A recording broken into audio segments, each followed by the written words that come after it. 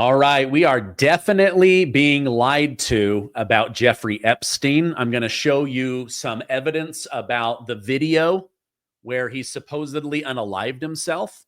We've got accused people coming forward saying, I know the names, but I have a gag order. I'm not allowed to say them. And why there's a cover up. There's stuff going on at NASA, federal judges trying to block President Trump.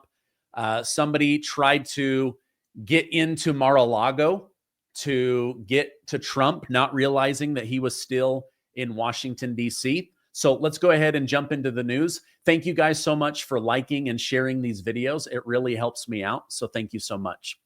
Okay, attorney Alan Dershowitz, someone who's been on my channel 6-7 times, claims that he is personally aware of the identities of those on the Epstein list, asserting that Epstein's documents are being withheld to shield certain individuals.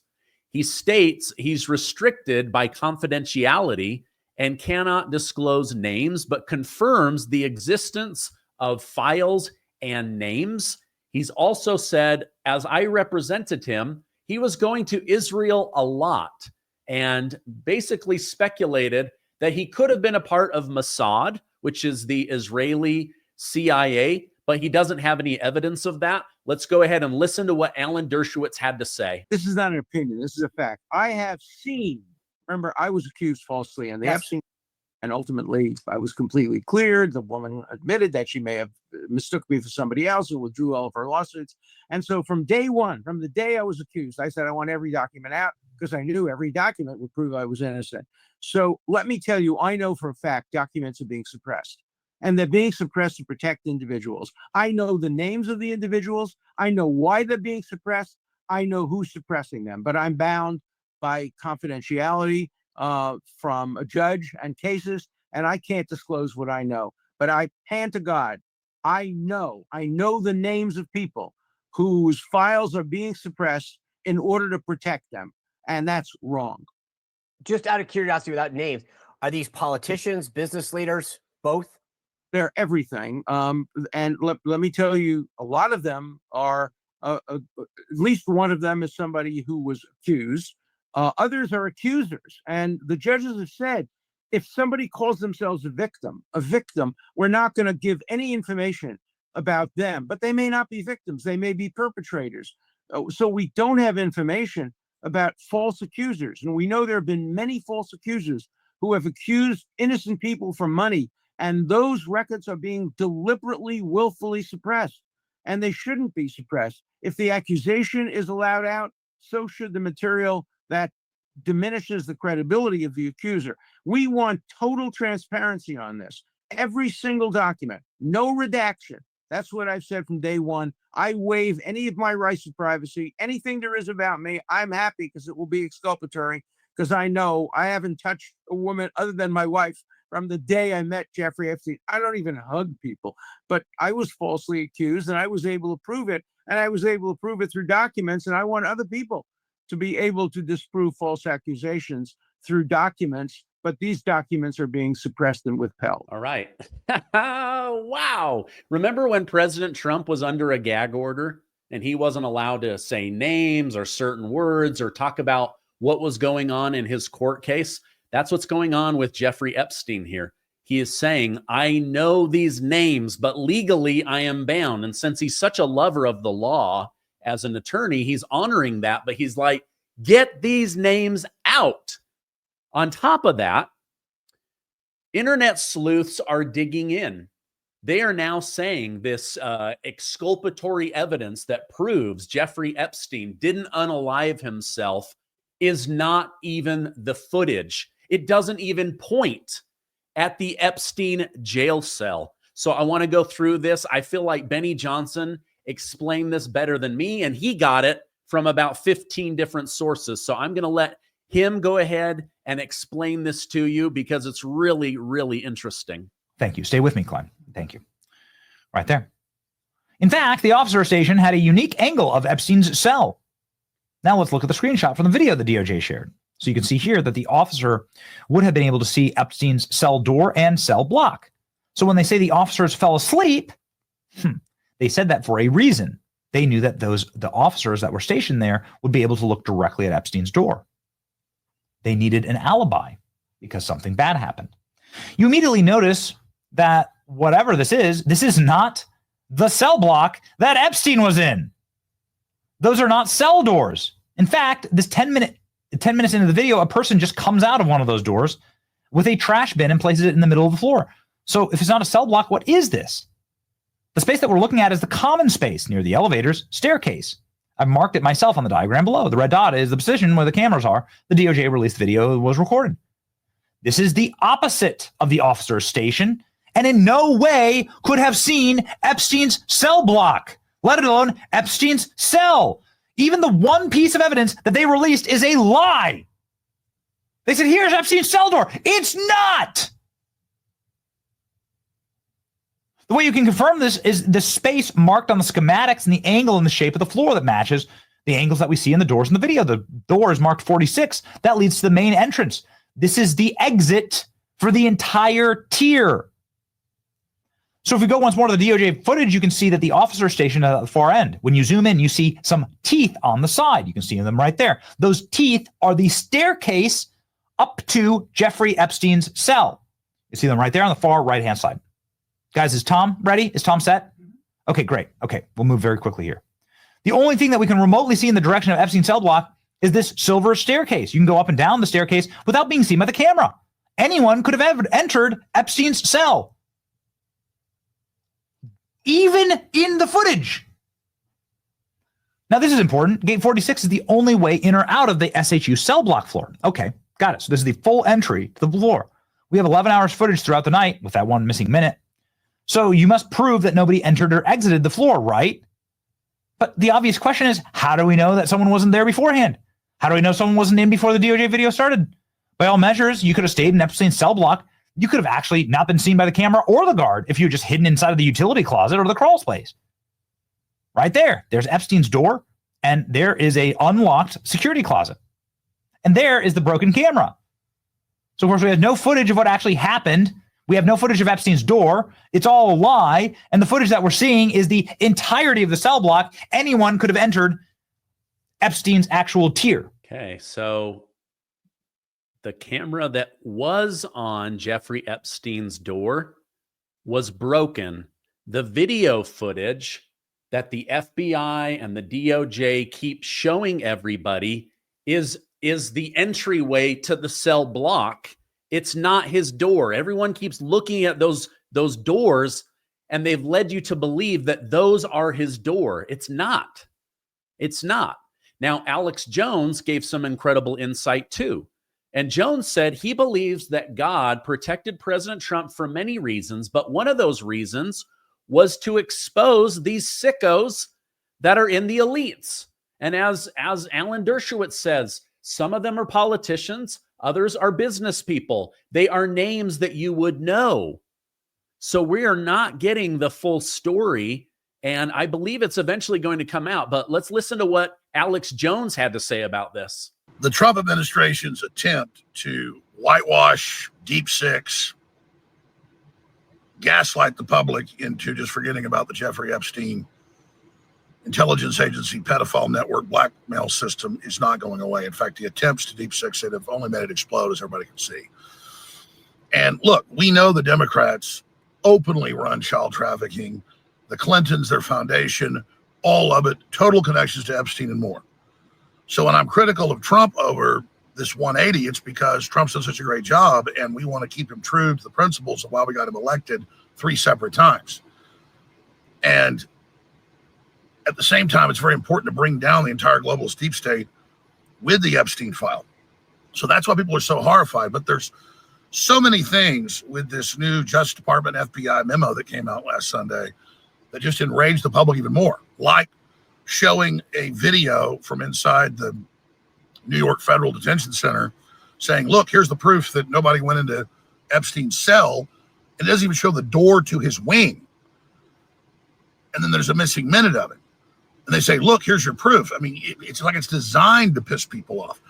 And I've already broken this down, but I saw a clip from Benny Johnson's show a few days ago this morning that shows the diagrams and everything. that totally detail this, and it's just over the top crazy. And so beside this video, I'm going to post that excerpt from the great Benny Johnson. Now, again, I understand that the Trump administration has a lot of huge issues, like trying to stop nuclear war and getting the economy going and getting interest rate cuts and getting rid of the Federal Reserve head Powell, and that's all happening. Very exciting. Very exciting. I just don't like to see this turn we've been going into. And then I ask myself, who is advising the FBI, DOJ, if they're going to try to drop the Epstein thing, to then make a huge issue out of it and tell us all to shut up like Trump did in that press conference 2 days ago. This is insanity, ladies and gentlemen. People are paying attention. But at the end of the day, the Democrats are celebrating, oh, look, Alex Jones and others are critical of Trump. Because we have a soul. We're not in a cult like you. You guys are openly promoting pedophilia and smuggled 350,000 kids in that disappeared and they've been found in sex slavery and physical slave labor. So you guys are the known bad guys. We are the moral populist movement. So, of course, we're going to be critical of the Trump administration when they do things that are wrong. So this doesn't exonerate you. This doesn't vindicate you. This just shows how horrible you are and how disgusting you are. Be sure and watch Benny Johnson's report. It is extremely powerful. And ask yourself why they put this out. All right. So I love that he's like, listen, Biden and the Democrats allowed over 300,000 children to be trafficked into America, and then they went missing. It wasn't Donald Trump. And even though Trump is misreading the room and doesn't understand how important this story is to his voters, I believe this information is going to trickle up. Now, on the left and the Trump haters, they're all saying, of course, he's trying to deflect because he's on the list, right? I don't believe that. Democrats would have used that against him a long time ago. But I went back and I watched that press conference, the cabinet meeting video a couple of times. And this is my honest take. I could be wrong. Let me know in the comments if you agree or disagree. But Trump, this was a segment where they were gearing up to talk about the tragedy of the 20 children that drowned in the flood in Texas. And then they were going to talk about the good that the big, beautiful bill will do for the American people. So the tragedy of drowned children and the goodness of the big, beautiful bill. So then he gets a question about Jeffrey Epstein. And I think he got really frustrated. He's like, listen, we've got these children. We've got all this good news. Like, why are you asking this question now? And why are you even bringing this pervert up anymore? So I went back and watched that. I do not believe that he's on the list.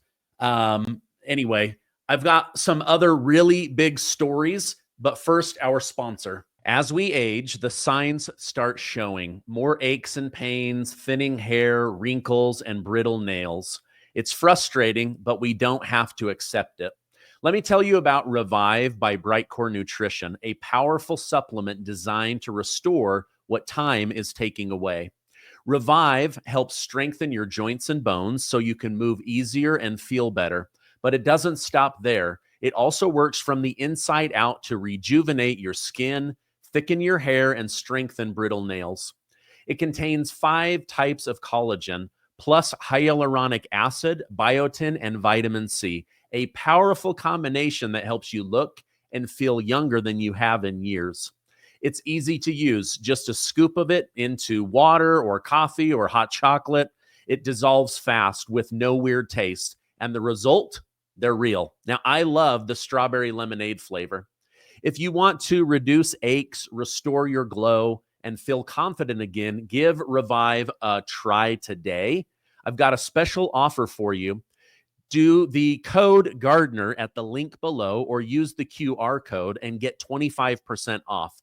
Or go get a better deal. Make a quick phone call to 888-908-4425. They're professional. They speak English. They're right here in the United States. They will take care of you, and you get up to 50% off and free shipping. So go take care of your health and get that discount. Go check it out right now. All right, you guys, I love Revive. I drink it. My son drinks it. My mother drinks it. It's really, really great. So check that out. Speaking of drinks, you guys are not going to believe what just came out. I told you yesterday how Kamala Harris did a podcast that was so terrible, they literally refused to show it. She was that bad. Now, today, it comes out that the number one reason that she picked Tampon Tim Walz to be her vice president was because he liked Mountain Dew. She did a little test with the 3 people that she was choosing from, and 2 of them chose water, and 1 of them chose Mountain Dew, and that was her reasoning. You guys, we almost ended up with this buffoon as the vice president of the United States because he likes Mountain Dew. I would be out of my mind pissed if Donald Trump had chosen JD Vance based on a beverage that he drinks in his free time. I knew that JD Vance was going to be the vice president because he's bold, he's articulate, he served in the military, he's got a legal background, and he's got a great comeback story. For all those reasons, I knew that Donald Trump was going to choose him. But she chose Tampon Tim Walz because he likes Diet Mountain Dew. Are you kidding me? Oh my gosh, we just dodged such a bullet. All right, 6 U.S. Secret Service agents have been released because of their behavior on July 13th, 2024. We're coming up on the 1-year anniversary of the Trump assassination attempt, which almost showed our favorite president being shot on live TV and dying. Now, sadly, we're 1 year into this. The FBI, they've been no help. They're not releasing anything. The police have really not been any help. The Department of Homeland Security. How did this 20-year-old get up there? They saw him. They knew he was in the area, and yet he was allowed to get all those shots off and graze the ear of the top Republican candidate. And still to this day, we don't know anything about Thomas Matthew Crooks, his social media, his bank accounts, his overseas activities, multiple phones, and who he was shooting with that's connected to the FBI.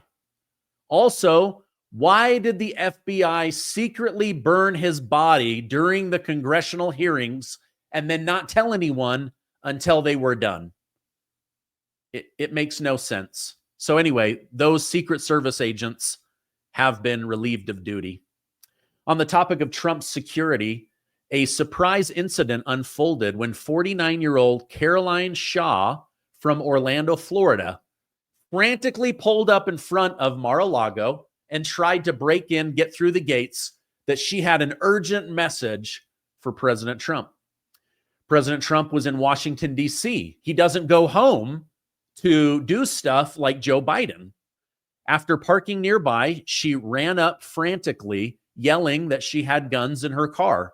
She was then arrested. They seized a handgun, and she was charged.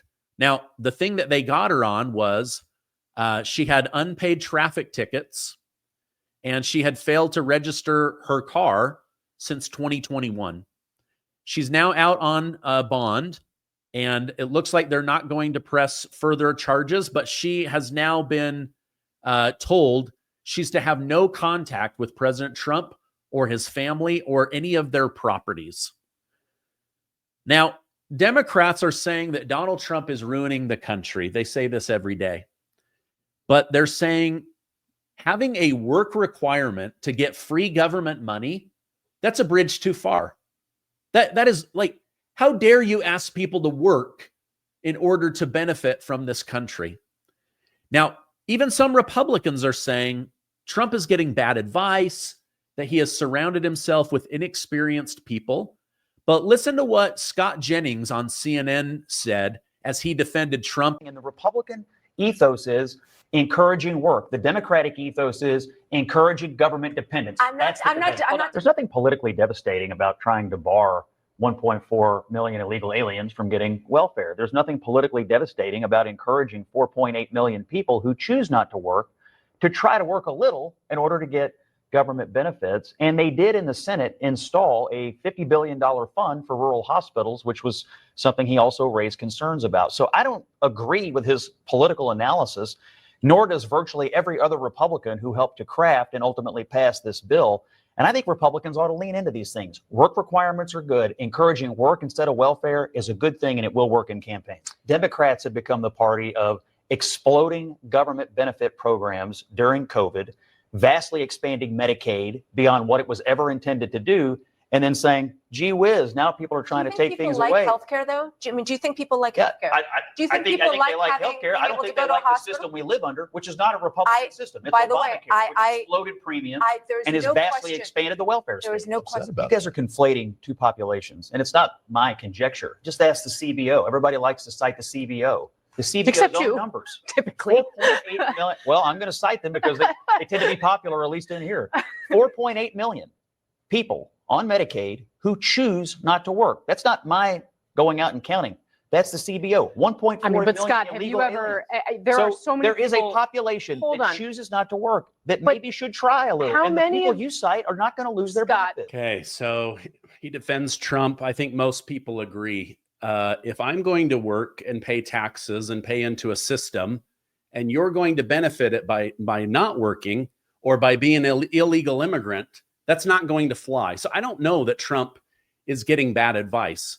I have fallen on hard times in my life where I ended up on a situation where I needed help. And guess what? The government required work. And then I got a job and I went back to work, right? So these people, they're mad that their voters are being kicked off. And it's just something that they absolutely don't want to deal with. All right, now, just in some Russia-Ukraine situation, Russia has pledged to replenish Iran's depleted uranium supply following recent U.S. and Israeli airstrikes on Tehran's nuclear facility. At the BRICS summit, Russian Foreign Minister Sergei Lavrov announced that Moscow is ready to accept Iran's excess highly enriched uranium and provide low-grade material for peaceful power generation, highlighting technological solution to support Iran's nuclear program. This commitment comes in the aftermath of last month's 12-day conflict, during which Israel struck sites, including Fordow in the enrichment plant. Now, before the conflict, the IAEA reported that Iran possessed nearly 900 pounds of uranium enriched at 60%, close to weapons grade levels. Russia's earlier proposal to manage this stockpile fell through as attacks continued, resulting in the disappearance of the enriched uranium and barring inspectors from access. So now what they're saying is like, hey, listen, maybe one of the solutions isn't that you guys have nuclear rich uranium, but that we hold it as a nuclear power. And as you need some that's enriched, not to the level of weapons, but to the level of creating clean energy, then we can work with you. And that creates peace for everybody. It's kind of an interesting idea. At first, it sounds like Russia is wanting to help them get a nuclear weapon and betray the United States and Trump. And really what they're saying is, we're already a nuclear power. Let us handle that, since they're not going to come after us. But we're only going to ship back to you what can be used for energy and not for weapons. Let me know your thoughts in the comments down below. All right, that's my update for today. If you could, give this video a like, hit that subscribe button. We're almost to 2 million amazing truth seekers. I love you guys. Stay amazing, and I will see you on the next video.